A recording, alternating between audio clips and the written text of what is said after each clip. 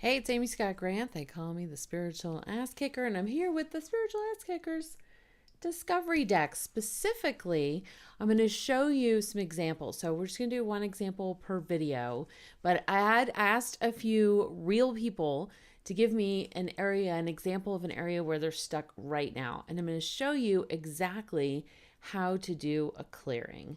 So, are you ready? Okay. Here we go. So the first thing we're going to do is shuffle the cards, and there's two different ways you can do that. There's the right way, and then there's the abomination. No, I'm just kidding. There's the way I really like to do it, and then there's the way some other people do it. You know who you are. I like to shuffle one color at a time. I don't know why. I'm not usually like super OCD or anything like that, but this is how I do it. I shuffle the reds, I shuffle the blues, I shuffle the yellows in no particular order. Now, there are some people. I'm actually gonna do it. It's gonna freak me out a little. Let's see if you can see. There are some people who just mix the deck all up. They shuffle it. They mix up all the colors, and then they spread out in like a cornucopia of color, and they choose their reds, their blues, and their yellows. Now, you know what I have to do next, right? Is I'm going to have to pause this video and resort the colors. I don't know why. It's just how I like them. There really is no wrong way to do it, but you do want to be thinking about the question. You want to keep that question in your mind while you're shuffling. All right, so that is how to shuffle. Now we're going to change the camera angle, and I'm going to go over this example with you. Okay, welcome back. I hope you can hear me okay, because my mic is like over here, but the camera's over here, so kind of turned. And pay no attention to this. These are cards from, I don't have multiple versions, but I have multiple copies of this deck, as you can imagine, since it's my deck. And this is part of a crystal grid that's currently working, so just ignore that for now. Okay, so example number 1. This person says, help. I cannot clean up and organize my apartment nor my desk at work. Thank you very much for this opportunity. I have the Spiritual Ass Kickers Discovery Deck, and I love the images. Okay, awesome. Well, thank you. Okay, so now I've already shuffled these, and I usually kind of just fan them out. You could fan them out in 1 row or 3 rows, whatever. It really doesn't matter.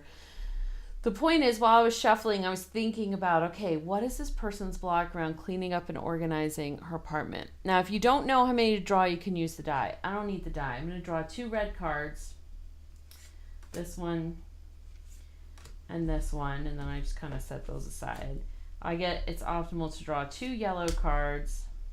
Nope, not that one. Get back. And believe it or not, 2 blue cards.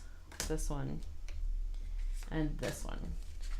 All right, let's see what they say. Cannot clean up and organize my apartment nor my desk at work.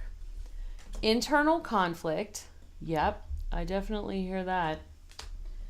And can you guess? Resistance. Don't want to. Sounds about right. Now let's see where these blocks are located. In the root chakra and in the not self. It's yellow. Sometimes hard to show up on video. And I have a video about what is the not self and what does that mean. But let's check emotions before I interpret. Wow, okay. Fear and frustration. 2 F words right there. Okay, so we got internal conflict, resistance, located in the root chakra and the not self. And then there's frustration and fear. So wasn't it all surprised to see internal conflict show up, right? Because there's a little something about, I should organize my apartment. I should keep my desk at work organized, but I either don't feel like I can or I don't want to, right? So that internal conflict card makes a lot of sense to me. Resistance makes hella sense when you think about cleaning up. Oh my God, who wants to clean up? That's not like the funnest thing ever, right? And then the longer you wait, the worse it gets, whatever.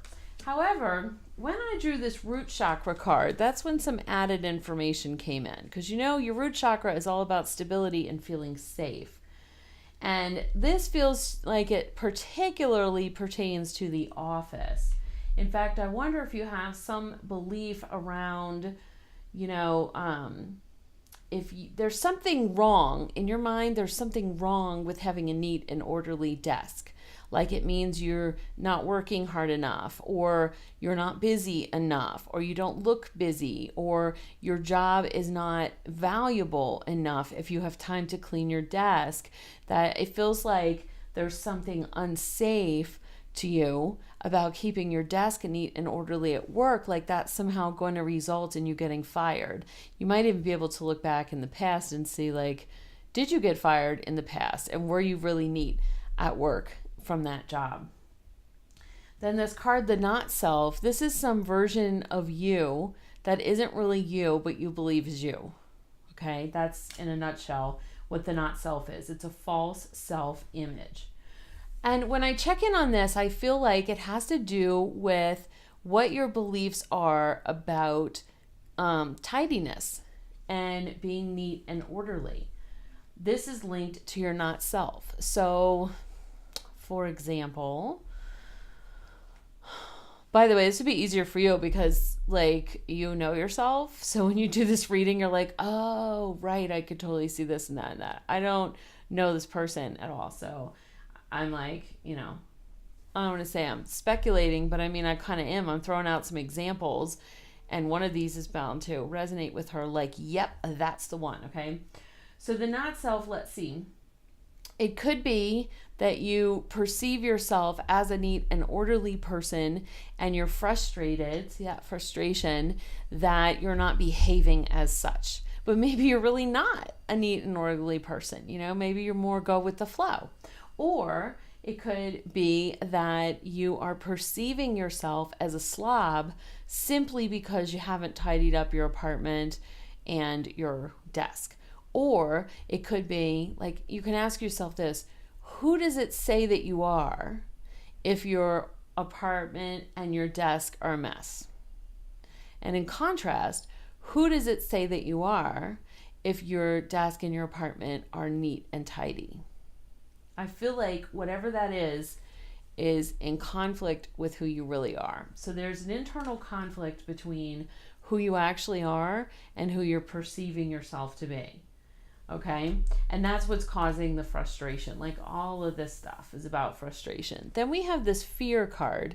Now, I feel like this fear card is partly about what I said earlier. Like, there's something unsafe about things being neat and tidy at work. So there's fear tied to that. Hey, that's kind of cool. Look, my ring sort of matches the card.